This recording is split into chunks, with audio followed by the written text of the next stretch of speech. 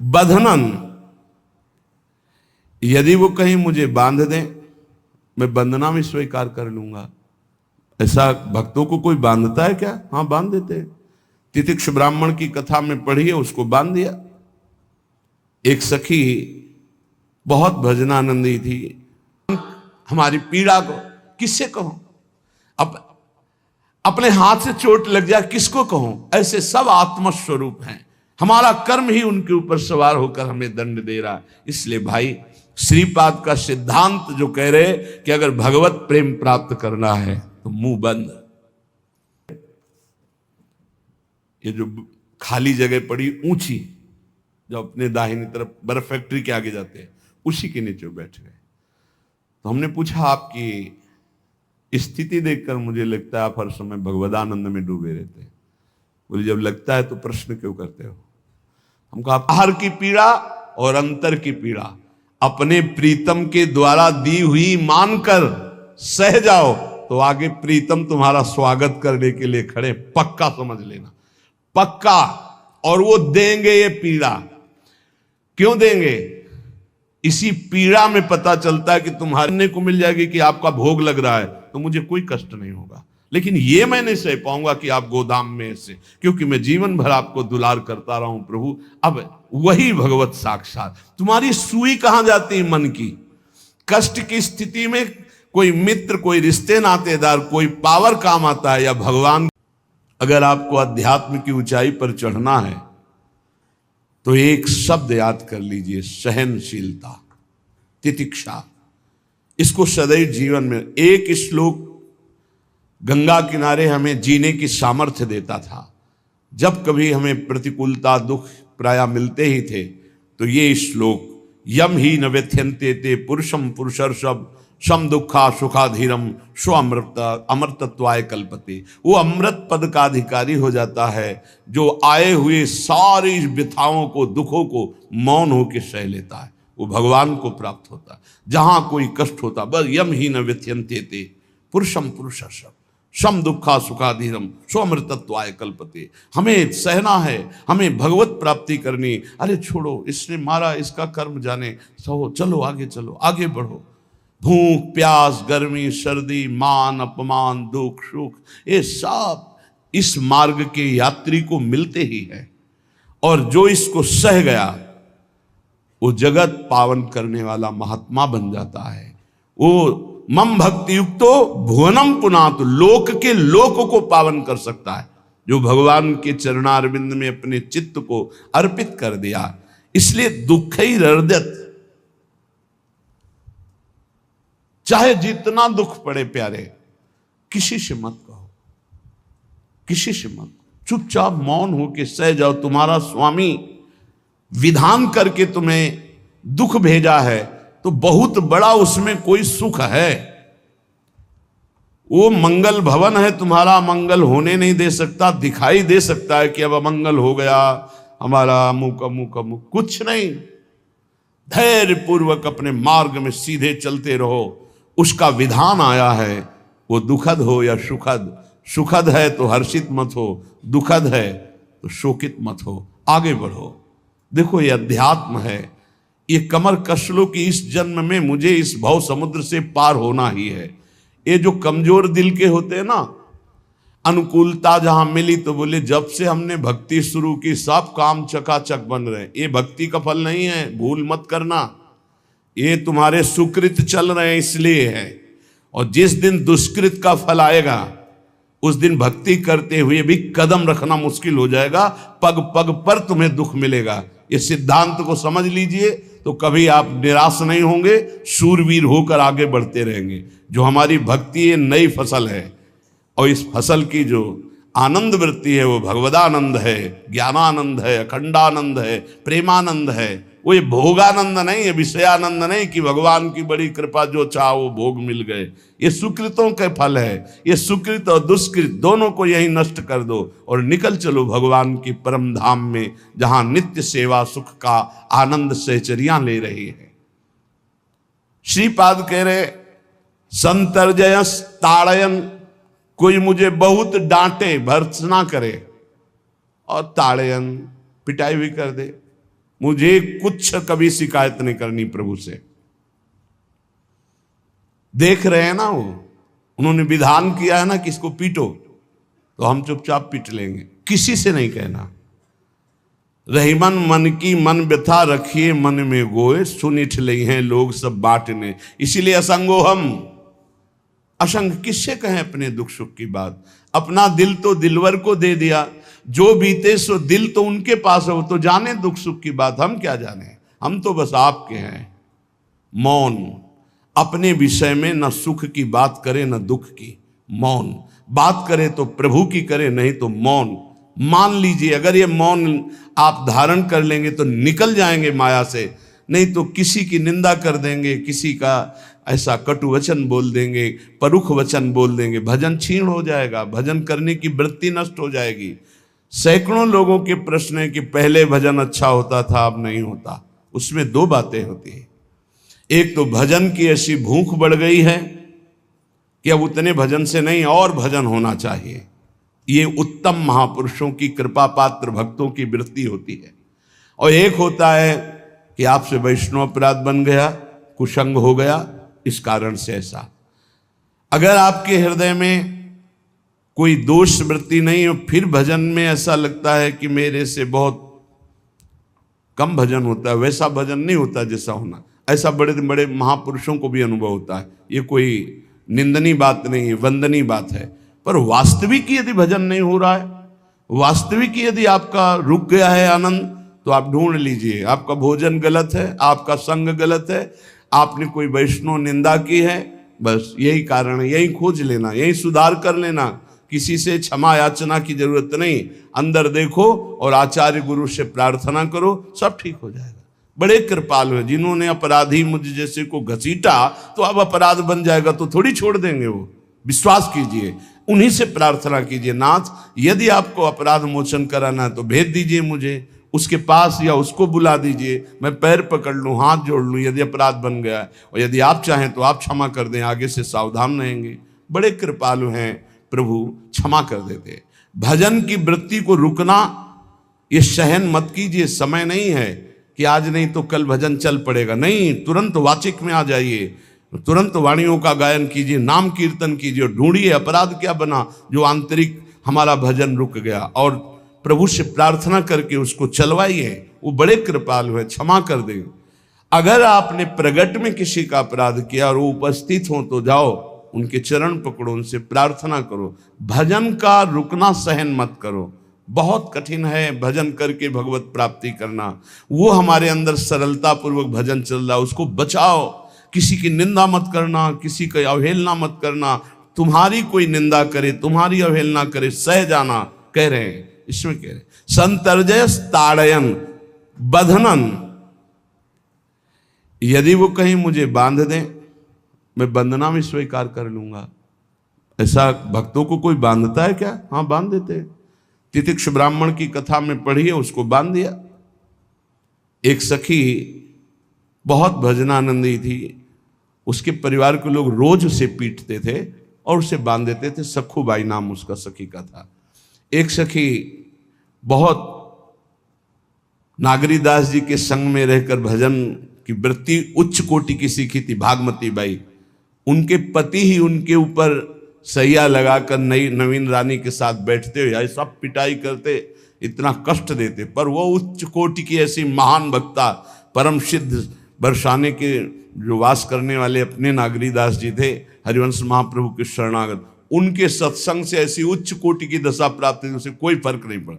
उसके कष्ट देने के लिए उसके ऊपर सैया लगाते, राजा थे, और नवीन रानी के साथ उसके ऊपर बैठते, उपद्रव करते, मारते, पीटते, लेकिन वो सम रहती। संतर्जय ताड़यन बंधनन, शांत। वो देख रहा है, बस तुमको यही सोचना, वो देख रहा है, मेरा स्वामी देख रहा है। वो देखते हुए मौन है ना, वो चाह रहा है ना, तो तेरा किया मीठा लागे। बस बात समझ लो, इतना तो बहुत बड़ी वस्तु प्राप्त होगी, बहुत बड़ी। एक मिट्टी जब कुम्हार को अर्पित हो जाती है तो पीट पीट कर एक छोटा राई भर भी दाना नहीं रहने देता, क्योंकि राई भर भी अगर दाना रहा वहीं से मटकी फूट जाएगी, राई भर भी अहंकार रहा वहीं से भक्ति रस निकल जाएगा। पीट पीट के उसको एकदम बराबर, फिर भी चैन नहीं, जल डाल के रौंदा, फिर भी चैन नहीं, हाथों से मल कर अपने अनुसार बनाया, फिर चाक पे चढ़ाया, जो चाहा आकार दिया, सूर्य के ताप में तपाया, फिर उसको दहकते हुए आवे के बीच में रख के पकाया, फिर उसमें रस रखने लायक क्षमता आ गई उस मिट्टी में। ऐसे ही हम जब संत महापुरुषों को, श्री भगवान को समर्पित होते हैं तो ये सब होगा।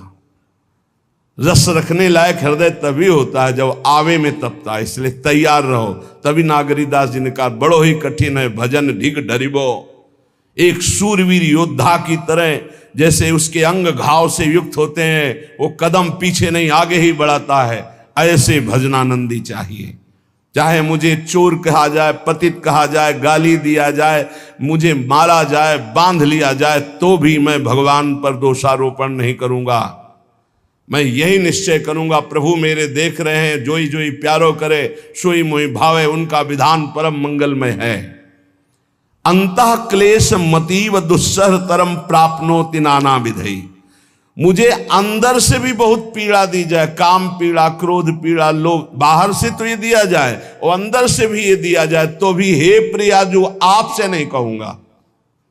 प्रेम में कभी शिकवा शिकायत नहीं होती, ना इष्ट से और अपने प्रीतम के विधान से दिए हुए कष्ट को हम दूसरे से कह दें। धिक्कार है हमारी प्रीति को, प्रीतम सहावे और मैं दूसरे से शिकायत करूं? नहीं, हर विधान आपका सहो। ये प्रेम है मस्ती का, ये लज्जू पंजू ऐसे काम नहीं है इनके। ये तो देखते हैं पैर धर के, अगर गर्म लगा तो हटा लेंगे, मत रखना गर्म ही गर्म है। और छाती मजबूत करके कि आग पे चलूंगा, तो पैर रखोगे तो चंदन हो जाएगा आग में भी। पूरे जीवन की बात कह रहा हूं, पूरे जीवन की। सोचो उस समय जब 13 वर्ष की अवस्था है और घर से निकले थे, कोई साथी नहीं है, कोई समझाने वाला नहीं, और आज इतना जीवन हो गया इसी यार के सहारे हुआ है। इसी यार, ना 1 रुपया कभी था, न रहा है और न रहेगा। प्रेमानंद का 1 रुपया नहीं है, प्रेमानंद की 1 वस्तु नहीं, ना रहा ना रहेगा। हाँ, प्रेमानंद की सब वस्तुएं हैं, ना होते हुए भी पूरा विश्व मेरा। क्यों? प्रेमानंद भगवान का है, भगवदानंद को प्रेमानंद कहते। वही संपत्ति जीवन भर एक ही साथी रहा है, और हे नाथ ऐसी कृपा करना अब दूसरा साथी बने ना। अब आओ तो मृत्यु रूप में ही आओ, और किसी रूप में मत आना। साथी हो तो आपका साथ हो, सर्वहरण करने वालों में मैं मृत्यु हूं, बस उस रूप का इंतजार है। आओ उस रूप में और समेट लो अपनी लीला। बस कभी किसी से शिकायत, कभी किसी ने कैसे हो, आनंद है। नहीं सुना है किडनी खराब है तो सुना ही होगा, कोई दुख नहीं, कोई दुख नहीं। वर्तमान दुख वर्तमान के आनंद से बहुत छोटा है। क्या दुख है? स्वामी के द्वारा दिया हो। ये आप हमारी प्रार्थना मान लीजिए, इस मार्ग में चलने पर जो दुख मिले कभी किसी से कहना नहीं, नहीं तो प्रीति में कलंक लग जाएगा, वो तुम्हें प्रभु से हटा देगा। नहीं, रहीमन मन की मन व्यथा रखिए मन में गोए, सुनिठ लई है लोग सब बाट न ली है। ये भगवत मार्ग शूरवीरों का मार्ग। कभी अपनी अंतर व्यथा को किसी से मत कहो। जीवन में अगर कोई हमें कष्ट दे रहा है तो हमारा कर्म है, ना कि कोई व्यक्ति। ये बिल्कुल सिद्धांत तक चर्चा समझ लो। वही व्यक्ति जो मुझे द्वेष करता, वही व्यक्ति जो मुझे कष्ट और दंड देता, वही व्यक्ति प्रणाम करके छाती से लगाकर आंसुओं की धारा से अभिषिक्त किया, तो वो व्यक्ति था या कर्म? जब कर्म भोग हो गया तो वही हृदय से लगा के अश्रुधारा से क्षमा कीजिए, बहुत ऐसा नहीं, आप तो बड़ी कृपा की। व्यक्ति कभी कष्ट नहीं देता, मेरा कर्म उसके ऊपर सवार होकर मुझे दंड देता है। इसलिए मैं किससे कहूं? अपनी जबान से दांत कट जाए तो किससे कहूं? ये जो दांत, इससे जबान हमारी पीड़ा को किससे कहूं? अब अपने हाथ से चोट लग जाए किसको कहूं? ऐसे सब आत्मस्वरूप हैं, हमारा कर्म ही उनके ऊपर सवार होकर हमें दंड दे रहा है। इसलिए भाई श्रीपाद का सिद्धांत जो कह रहे कि अगर भगवत प्रेम प्राप्त करना है तो मुंह बंद। 22 बाजार में कोड़े मारे गए, एक बार भी श्री कृष्ण से नहीं कहा। पूज्य भाई जी महाराज के जीवन कष्टमय, कभी श्री कृष्ण से नहीं। बाबा नहीं सह पाए, बाबा ने श्री कृष्ण से कहा, श्री कृष्ण चंद्रजू से, ये क्या है, इतना कष्ट क्यों दे रहे हो उनके शरीर को? तो मुस्कुरा दिए, बोले मैं नहीं दे रहा हूं, ये तुम्हारे कर्म का फल भाई जी भोग रहे हैं। ऐसा? बोले हाँ। सीधे अस्पताल गए, भाई जी से कहा ये आप हमारा प्रारब्ध क्यों भोग रहे हैं? तो कहा आज ये कौन सा खेल रच रहे हो बाबा, क्या बात कर रहे हो? जीव का अपना कर्म भोगना होता है, किसी और का निजीकृत कर्म भोग? तो उनका आप हमको बहका नहीं सकते, हमें परम तत्व से पता चला है कि आप हमारे कर्म। तब हंस दिए भाई जी और बोले देखो हमें कोई फर्क नहीं पड़ता, आपको फर्क पड़ जाता। आप चढ़ो, जिस साधना की चढ़ाई पर चढ़ रहे हो चढ़ो, मंगलमय श्री कृष्ण तुम्हारी यात्रा को पूर्ण करें। हम तो अस्पताल में पड़े पड़े प्रिया प्रीतम के साथ खेल रहे हैं, कोई फर्क नहीं पड़ रहा।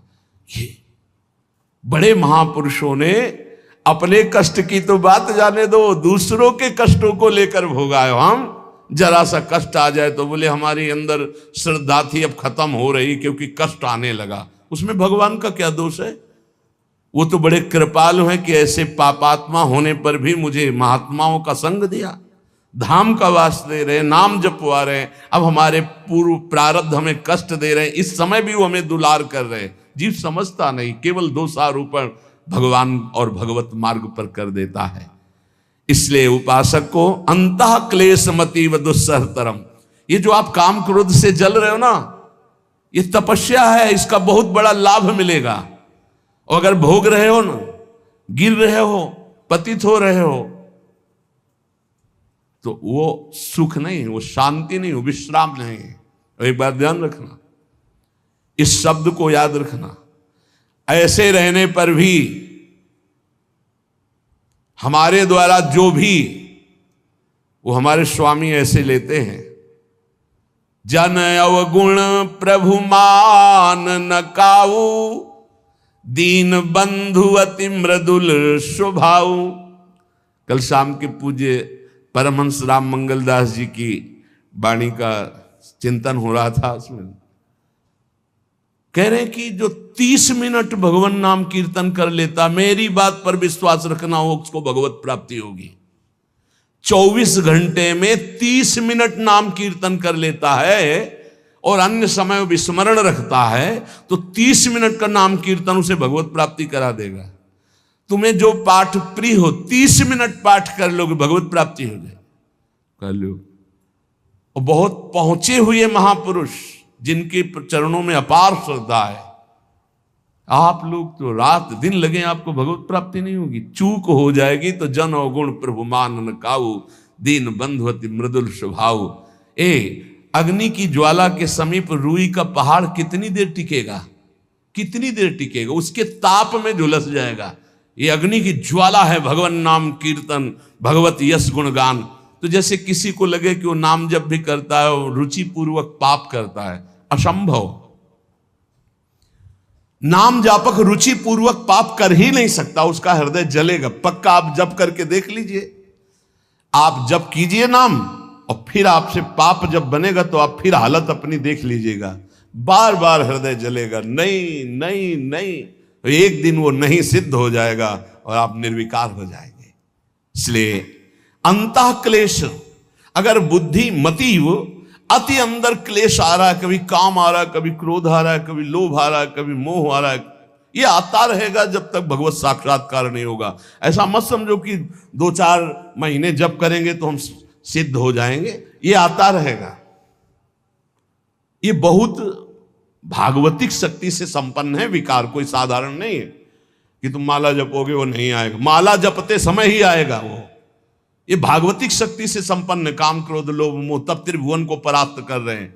ये भगवान के पावर से शक्तिमान है।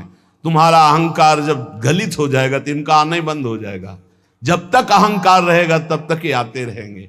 तो जो तुम्हारे अंदर जलन हो रही, मत कहो किसी से, सह जाओ, यही तपस्या हो जाएगी, यही भगवान की प्राप्ति का हेतु हो जाएगा। प्रभु के लिए थोड़ा कष्ट सहकर आप आगे बढ़कर देखिए वो कितना आपको प्यार देते हैं। यही कष्ट सहना है, आंतरिक विकारों को सहना, बाहरी प्रहारों को सहना, कभी किसी से ना कहना, ये भक्तों का स्वभाव।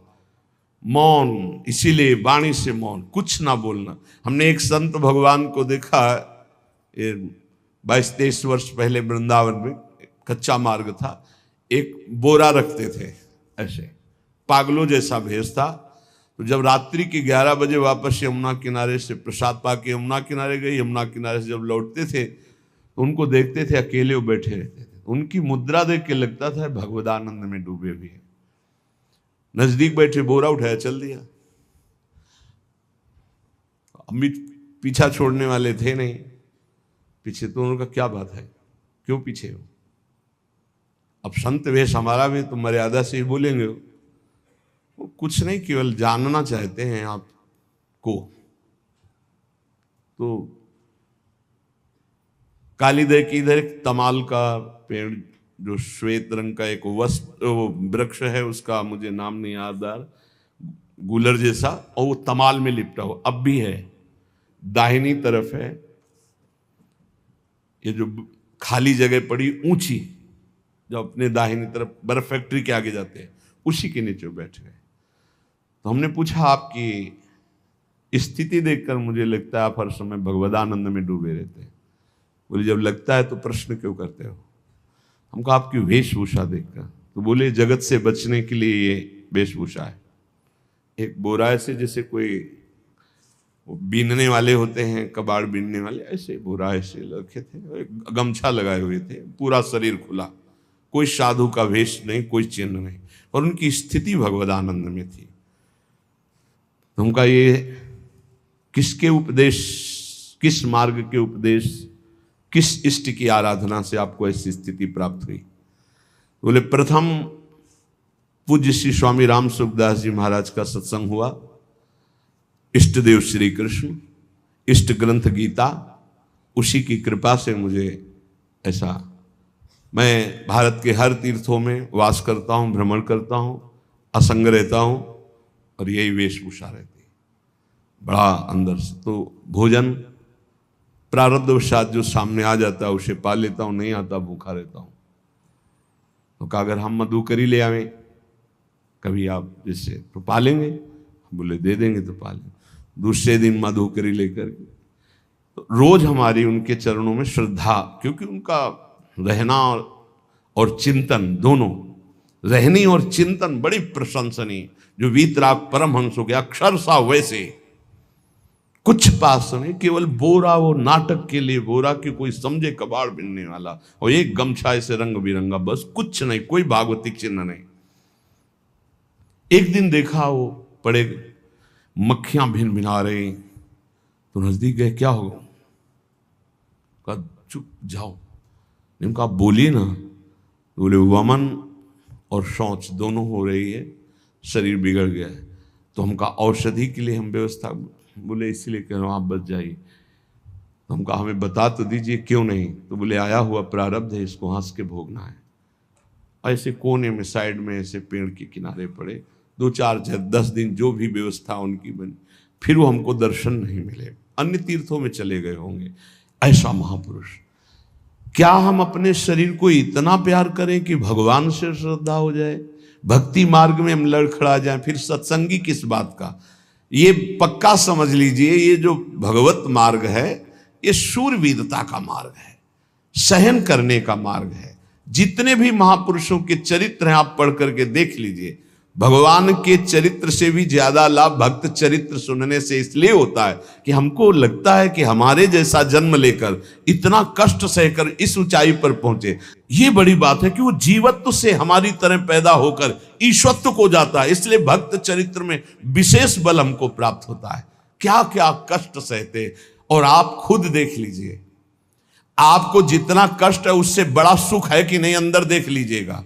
तो इसी से अनुमान लगा लीजिए, जितना बड़ा कष्ट उससे कई गुना बड़ा सुख भगवान देते हैं, तभी वो उनका यश गाते रहते हैं। ऐसे थोड़ी होता है कि हमारे भगवान का हम भजन करते, हमारे साथ न्याय नहीं हुआ।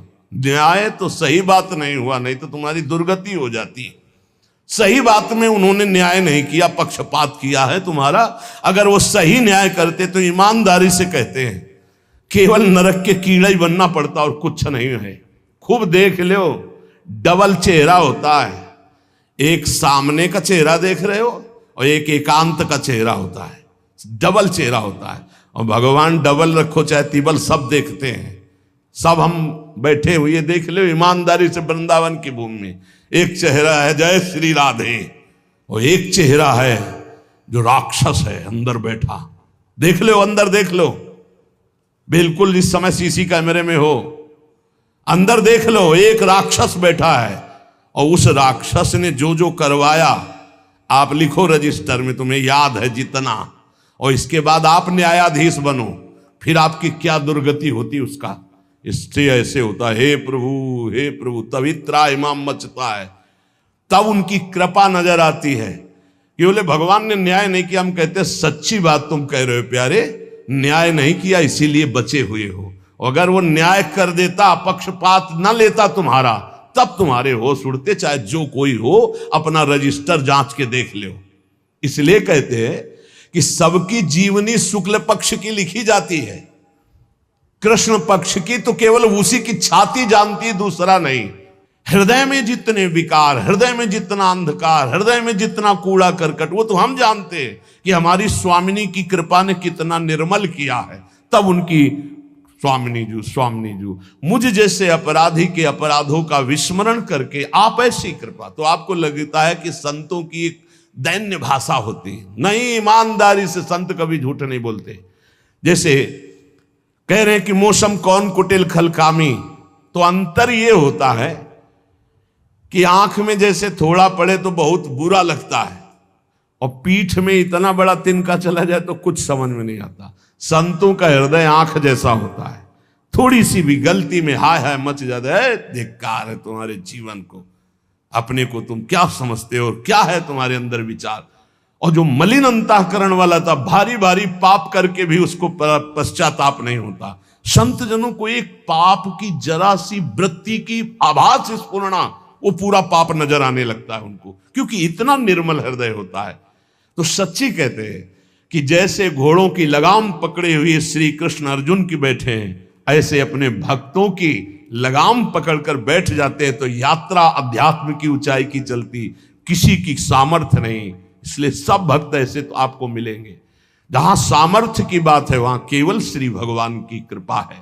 इसलिए बाहर की पीड़ा और अंतर की पीड़ा अपने प्रीतम के द्वारा दी हुई मानकर सह जाओ, तो आगे प्रीतम तुम्हारा स्वागत करने के लिए खड़े, पक्का समझ लेना, पक्का। और वो देंगे ये पीड़ा, क्यों देंगे? इसी पीड़ा में पता चलता है कि तुम्हारे मन की सुई किधर जा रही है। प्रताप राय जी महाभागवत थे, बड़ा चरित्र है। उनके यहां एक व्यापार चलता था कुल परंपरा से कि आपको अगर रुपए की जरूरत है तो आप अपना स्वर्ण आभूषण या कुछ रख जाइए गिरवी और रुपया ले जाइए, और ब्याज से तो रुपया दे जाइए, अपने मूल गिरवी ले जाइए जो रख के गए हो। यही उनकी कुल परंपरा से चल, तो उसी के आधार पर वो कुल परंपरागत कर्म कर रहे थे। निरंतर नाम जब भगवत आराधन में मगन। अब नाम जब भगवत आराधना और ईमानदारी से कार्य, तो बड़ा सब खूब धन संपत्ति, बहुत आनंद, और भक्तजनों के खूब भोजन होते, भंडारे होते। तो जो चिढ़ने वाले जलने वाले लोग हैं वो जलते थे कि करता तो ये कुछ है नहीं, खूब जय जय मच रही है चारों तरफ, इसको नष्ट किया जाए। ये किसने बीज बोया? अरे बोले दुष्ट स्वभाव ने। नहीं नहीं नहीं नहीं, भगवान ने। किनको हुस्काया? डंडे को। क्यों? अब झंडा फहराओ मेरे भक्त के यश का। उनके हृदय में जलन हुई। वहां का काजी और मिल गए 3 लोग, और उन्होंने कहा कि इसको नष्ट किया जाए। बोले बस आप सहयोग दो, नष्ट तो पक्का। बोले कैसे? बोले प्लान तो सब हमारा बन गया है। अब झोली में कंकड़ भरे। और प्रताप राय जी, बेटी का ब्याह है, 10,000 मुद्रा चाहिए। बोले गिरवी? बोले है, स्वर्ण मुद्राएं। अब वो इतने ईमानदार, विश्वास, बोले बॉक्स रखा रहता है, उसी में रख दो, दस्तखत करो, 10,000 रुपये लो, ब्याज से दे जाना, अपना ले जाना। थोड़ी देर बाद दूसरा आया ऐसे, फिर तीसरा आया, वो तो उनका व्यापारी था। 5 दिन बाद वापस आया और काम बन गया, ब्याज सहित ये रुपये लो, हमारा आभूषण वापस करो। बोले जहां रख गए थे वैसे उठा लो। बाक्स से उठाया ऐसे, अरे देखो कितना नाटक करता है, माला जपता है, भगत बनता है, हमारे स्वर्ण आभूषण हटाकर कंकड़ पत्थर भर दिए। अब लोग तो आश्चर्यचकित हो रहे थे कि ये भगत जी तो ऐसे है नहीं।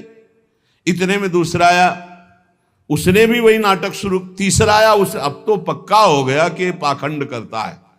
लोगों की श्रद्धा को कपूर कहा गया है। कपूर ऐसे बाहर रखो ना तो उड़ जाता है ना, ऐसे ही श्रद्धा है। अगर उसको आप मजबूती, विश्वास की मजबूती में नहीं रखोगे तो श्रद्धा उड़ जाएगी। अब तो सब कहने लगे कि प्रताप राय तो बहुत ही पाखंडी निकला। अब हाहाकार मच गया। इसके बाद काजी, वो तो सब मिले हुए थे, काजी ने बादशाह के सामने बात पेश की।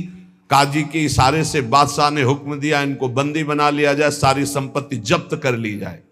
अब राज सैनिक बंदी बना लिए प्रताप राय जी को, सारी संपत्ति जब्त होने लगी। तो उन्होंने अपनी पत्नी से इशारे से कहा, ठाकुर जी लो और भाग जाओ अपने मायके, ठाकुर जी को बचाओ। ऐसी स्थिति में याद क्या है? ठाकुर जी को बचाओ, उनका भोग राग चलता रहेगा, हम तो जेल में कष्ट भोग लेंगे। ऐसा ही हुआ। वो पीछे की खिड़की से अपने ठाकुर जी को लेके सब तहस नहस हो गया। म्लेच्छ सेना साहब नष्ट भ्रष्ट कर दिया, बंदी बनाया, उनको ले गए, जेल में डाल दिया। कुछ लोगों ने कहा कि महाराज अभी ठाकुर जी अष्ट धातु के हैं, बहुत महंगे हैं, उनकी पत्नी इसीलिए लेके भाग गई है। मायके से पत्नी को भी बंदी बनाया, ठाकुर जी को भी संपत्ति के रूप में जब्त किया, और जहां संपत्ति थी वहां गोदाम में ठाकुर जी को ऐसे जिससे संपत्ति डाल दी वैसे डाल दी। जब पत्नी नजदीक हथकड़ी बेड़ियों के सहित, और वो तब एकांत जब हुए तो उनका, प्रभु आज तक मैंने कभी आपसे मांगा नहीं और कोई शिकायत नहीं की, बस एक कष्ट है इस समय कि आपको गोदाम में डाल दिया गया है। हम प्राणों से अधिक आपको प्यार करते हैं और आपको भोग नहीं लगेगा, आपकी सेवा नहीं होगी, ये हम बर्दाश्त नहीं करेंगे। प्रभु कुछ उपाय करो जिससे आपकी सेवा, अगर हमें ये पता भी चल जाएगा कि आपको भोग लग रहा है तो आजीवन हम पति पत्नी को जेल में रखो, मुझे कोई कष्ट नहीं। प्रभु ये सब कुछ हुआ, मुझे कोई कष्ट नहीं, आपको भोग नहीं लगेगा, इस बात से मैं जीवित नहीं रह पाऊंगा। भगवान देर थोड़ी लगी युगल सरकार गलवैया दिए हुए, इस स्थिति में भी तुम्हें मेरी चिंता है? तुम्हें अपने अपमान की, अपनी संपत्ति जब्त की, अपने जेल की दुख की कोई चिंता नहीं, मेरी चिंता है। वही साक्षात्कार हुआ। अब तत्काल, अब वो तो चाबी बदलने वाले हैं ना, ज्ञानी मूढ़ न कोय, जस जय का रघुपत करे तस ताही क्षण होए, बोले भियस महेश तब ज्ञानी मूढ़ न कोय। उस वहां का जमींदार जो था उसने कहा ऐसा हो ही नहीं सकता, यह सब गलत है, पाखंड रचा गया है प्रताप राय जी के प्रति। बादशाह के सामने विरोध प्रकट कर दिया, नहीं सही जानकारी जांच हो। बादशाह ने उन तीनों को बुलाया और कहा फांसी पे चढ़ा देंगे यदि सही नहीं बोलोगे। सही सही बोल दिया कि उसमें हम सोना तो रखा ही नहीं था, कंकड़ रखे थे। काजी की ये सब बात थी। काजी को दंड दिया गया, तीनों को बंदी बना लिया गया, प्रताप राय जी को पूरा नुकसान सहित सब अर्थ दिया गया और बड़ा सम्मान किया गया। फिर जीवन, ये घटनाएं भक्तों के जीवन में आती है किस लिए? भगवत साक्षात्कार कराने। भगवत साक्षात्कार जेल में प्रताप राय और उनकी पत्नी को हुआ। इसलिए उपासक को कितनी भी परिस्थिति कष्ट की आवे, वो तुम्हारे आनंद का वर्धन करने वाले बनेगी, विश्वास रख लीजिए। बस किसी से सहयोग मत मांगना और किसी को अपनी बात मत कहना। प्रताप राय जी ने किसी से भी नहीं कहा, कुछ भी नहीं बोले, केवल प्रभु से कहा कि आपकी सेवा अगर हमको कान में सुनने को मिल जाएगी कि आपका भोग लग रहा है तो मुझे कोई कष्ट नहीं होगा। लेकिन ये मैं नहीं सह पाऊंगा कि आप गोदाम में ऐसे, क्योंकि मैं जीवन भर आपको दुलार करता रहा हूं प्रभु। अब वही भगवत साक्षात, तुम्हारी सुई कहां जाती मन की? कष्ट की स्थिति में कोई मित्र, कोई रिश्ते नातेदार, कोई पावर काम आता है या भगवान की तरफ जा? अगर भगवान की तरफ तो जीत गए, और अगर संसार की तरफ ऐसे भी मिलने, आप बिल्कुल फोन कर देना, हम तुम्हें अमर कर देंगे, नहीं फाड़ के फोन नंबर फेंक देना कि हम रखेंगे भी नहीं ऐसा नंबर। जब कोई नंबर नहीं होता तब हरि का नंबर लगता है। जिसके पास किसी का फोन नंबर नहीं होता उसका हरि का नंबर लगता है। ध्यान दे दो, कलयुग है इसीलिए सबके पास नंबर भेज दिया है। सबके पास नंबर है क्योंकि हरि से फोन नहीं कर सकते। हरि का फोन जानते हो कैसा होता है? जब आर्थ होकर अनाथ भाव से असरण कोई नहीं मेरा, तब हा नाथ, वो फोन नंबर भाव से मुझको पुकारे तो भाव से बेड़ा पार है। भाव पूरित टेर ही करती मुझे लाचार है। भाव बिना भगवान आवाजें नहीं सुनते। भाव सुनी पुकार भगवान नहीं सुनते। भाव कब आता है? बाजार में थोड़ी मिलता है। किसी से हमारा संबंध नहीं। ये जीतना है तो ये बातें पकड़ लो सत्संग की। कोई विपत्ति दुख आने पर अगर किसी का नंबर आपको याद आवे कि अगर हमें विपत्ति आएगी तो कौन सा नंबर याद आएगा? बोले अमुक का, उसको डिलीट कर दो। नहीं, अमुक का नंबर नहीं रखेंगे हम, श्री जी का। श्री जी का नंबर क्या है बताया तुम्हें? क्या है? बस कोई नंबर नहीं तो श्री जी का नंबर, हे लाडली, हे प्रिया जी। कोई है ही नहीं, अब अपना कोई है ही नहीं तो कौन है? सच्ची बताते हैं, एकदम नंबर 1 घंटी में फोन उठा लिया जाता है। 1 घंटी। गजेंद्र ने जब देखा कि कोई मेरा सहयोगी नहीं, हारी री नहीं पहुंच पाया, काम हो गया। हरि पूरा नहीं कर पाए, काम हो गए। गोविंद यही प्रकट हो गए, वस्त्रावतार। ये नंबर है हरि का। जब तक पांडवों की तरफ, भीष्म की तरफ नंबर नहीं लगा, दांत तक पकड़ा नंबर नहीं लगा, और जब छोड़ दिया कहा गोविंद, बस नंबर लग गया। ये है भगवान को पुकारना, ये है भगवान तक आवाज पहुंचाना। कोई हमारा नहीं, यही तो हमारी साधना है। और यहां मार नंबर लिखे चले जा रहे हैं, व्यवहार बनाए चले जा रहे हैं, डायरी बनाए चले जा रहे हैं। इतने नंबर, अरे ये सब क्या करोगे? ये सब नरक पहुंचाएंगे नंबर। एक केवल हो हरि शरणम, बस सब काम बन जाएंगे। बोले नहीं, सहयोग होता है। इससे क्या सहयोग होता है? अगर बात बिगड़ जाए तो अंग रक्षक ही सूट कर देता है। और कौन? अंग रक्षक ही सूट कर देता है। अगर वो चाबी बदल जाए ना तो रक्षक ही भक्षक बन जाता है। किससे रक्षा चाहते हो? जो काल का भी शासन करने वाला है उससे रक्षा चाहो। देखो सच्ची बात, ये केवल प्रवचन नहीं कर रहे, हृदय की बात कह रहे। मान लीजिए मेरे प्रभु ऐसे है, कोई महान नहीं है। वो जिसको महान करते हैं वही महान हो जाता है प्यारे। ऐसे हाथ हटा ले तो सब हान ही हान है, कोई महान ही नहीं है। महान नहीं, वो हटा ले तो बस उन्हीं से महान है। सच्ची कहते हैं उन्हीं से बहाल है। दबी बात खुल जाए तो असलियत समझ में आ जाए। और वो जानते हैं, और वो जानते हुए हमें नमस्कार करवा रहे, प्रणाम करवा रहे, भोजन दिला। अरे जय बोलो उनकी। हमारे साथ भगवान ने क्या किया? अरे तुमने भगवान के साथ क्या किया? कितनी कृपा की भगवान ने। इतने अपराध का दंड जानते क्या होता है? पूरा जीवन बर्बाद हो जाए। और यहां पूरे जीवन अपराध कर रहे हो, जीवन आबाद किए हुए हैं ऐसे प्रभु के प्रति। ये हम इसलिए कह रहे, जो कहते हैं ना हमारी भगवान पर श्रद्धा नहीं रह गई, तो तुम्हारे ऊपर हमारी श्रद्धा नहीं रह गई। देखो ना कहां श्रद्धा लायक हो तुम, क्या हो तुम। ये हम असलियत कह रहे हैं। ऊपर से चिकना चुपड़ा, अंदर से सब गंदा होता है। भगवान बचावे, नहीं तो मना खष्टान इंद्रियाणी प्रकृति स्थान कर सती। दुर्गति वाले काम होते हैं, दुर्गति वाले। आप जो भी देख रहे हो केवल कृपा देख रहे हो। अगर वो कृपा हट जाए तो कुछ नहीं देखने लायक किसी में भी। जहां कहीं कुछ भी है वो मति की रति गति भूति भलाई। जब जेहि जतन जहां जेहि पाई, सो जानो सतसंग प्रभाऊ, लो कहूं वेद न आन उपाऊ। इसीलिए हम कहते हैं ये मत कहो मुझे भगवान पे श्रद्धा नहीं रह गई। भगवान की इतनी कृपा है, हम कैसे तुम्हें बताएं। कृपा ही कृपा है कि वो न्याय ठीक से नहीं करते। किनके साथ? एक बार जो कह दे राधा, एक बार हरि, एक बार कृष्ण, तो पक्षपात ले लेते हैं। अगर पक्षपात ना लेते और ठीक से न्याय करते तो करोड़ों कल्प रौरव नरक मिलता, फिर भी उद्धार नहीं होता। इसे आचरण सबके अंदर है, देख लो। 15 मिनट के अपराध से जीवन भर आपको भारत की जेल में सड़ना पड़ेगा। वो ऐसे कितने अपराध हैं उनका जिनको तुम इस कानून से अनुमान लगा सकते हो। वैसे कितने अपराध किए, लेकिन स्वामी ने कभी एक चाटा नहीं लगने दिया और निकाल करके आपको परम पद की तरफ ले जा रहे। कृपा नहीं दिखाई दे रही? तुम सत्संग, नाम जप, भगवत यश गायन, भगवत लीला, भगवत धाम, ये तुम्हारी साधना का फल है क्या? ये कृपा का फल है। तुम अपने को देखो और कृपा को देखो तो यही बलिहारी जाएगी कि जासु कृपा नहीं कृपा आघाती। जिनकी कृपा कृपा करने से आघाती ही नहीं है। इसलिए अंतः क्लेशमति व दुस्सहतरम प्राप्नोति नाना विधि। नाना विधान से यदि अंतर बाहर कष्ट मिले तो चुपचाप सह जाना, राधा राधा राधा। आगे बढ़ोगे तो भगवत प्राप्ति हो जाएगी।